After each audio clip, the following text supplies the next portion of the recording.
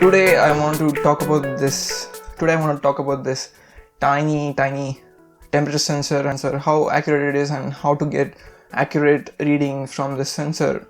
This is the first part of the two-part series. In the next video I'll talk about what is multiplexing and how I use the concept of multiplexing to display the temperature data on 2 7-segment displays, as you can see behind me. Anyways, let's get started on the temperature sensor. When you Google LM35, you see that it is written as a precision centigrade temperature sensor. We'll be checking out how precise it is in just a moment.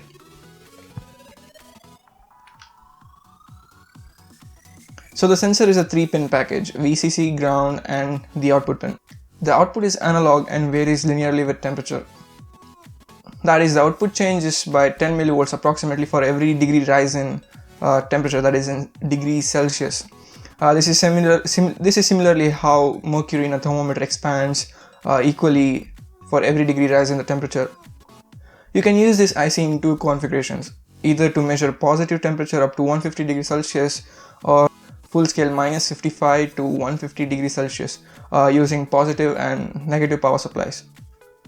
So how to measure the temperature? Let's get started.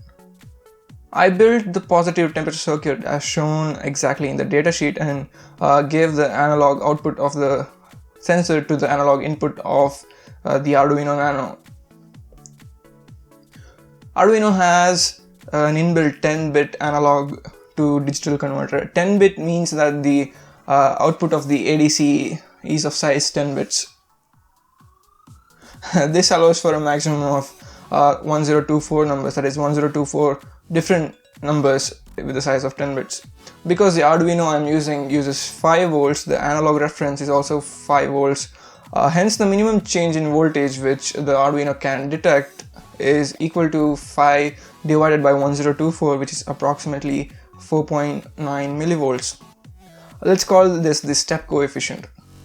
Let's write a simple sample code to see what values we get on the serial monitor when we plug in the IC, when we plug in the sensor. So we are getting a continuous stream of 69s. What does this number mean now? Earlier we saw that the minimum voltage step the Arduino can detect is around 4.9 millivolts. Hence 69 means 69 steps of 4.9 millivolts. So when we multiply those two numbers, we get 343 millivolts. This is the voltage which is appearing on the output pin of the LM35. To convert this value to temperature, divide this value by 10. Why? Because the output on the sensor changes by 10 millivolts for every degree. So hooray! We have done it. We have the temperature. It is equal to 34.3 degrees Celsius. Too hot, right? Is the value correct? Well, it turns out that the value is off by about 3 degrees Celsius and the actual temperature in my room is around 31 degrees Celsius.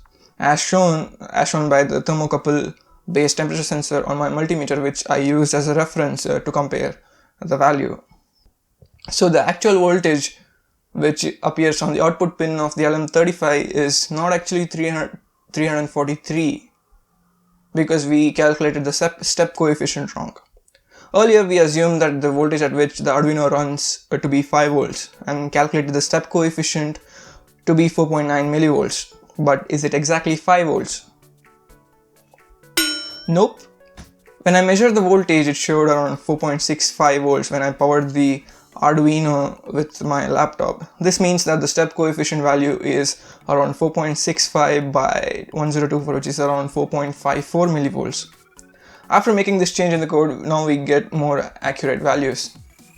Other than this, we can improve the stability of the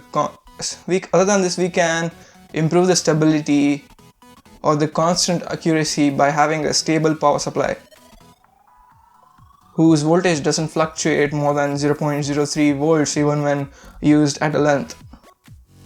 We can also attach a heatsink to the LM35 so that it can be at a more accurate temperature to the surroundings and also prevent the self-heating effects of this IC.